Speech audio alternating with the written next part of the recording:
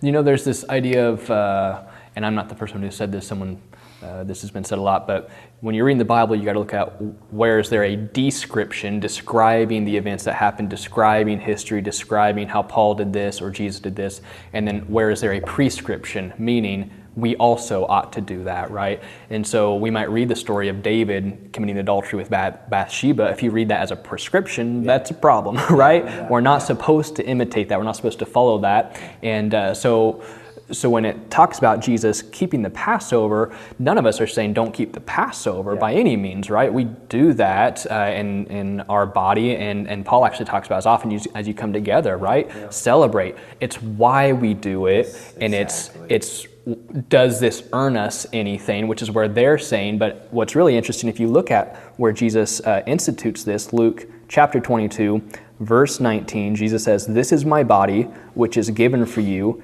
Do this in remembrance of me." Not do this in order to gain salvation, in order to earn your way into heaven. Yeah, I agree with that.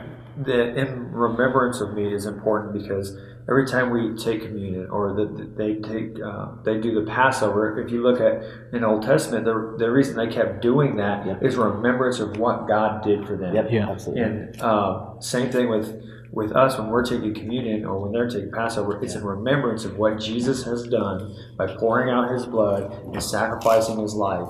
Yeah. It's not about doing these things. And if you take away the remembrance portion of it, then it would become a thing that they believe in. But we're doing it because we love the Lord. Yeah. And we want to remember his sacrifice. Yeah, absolutely. Yeah. So we're not doing it to gain salvation. Not to gain anything other than just our love for the Lord. We want to never forget how important that was.